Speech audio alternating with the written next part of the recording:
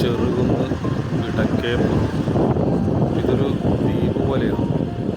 അതിലിങ്ങനെ ചുറ്റപ്പെട്ട് കിടക്കുന്ന ഒരു സ്ഥലം. നല്ല രസമുണ്ട് കാണാൻ.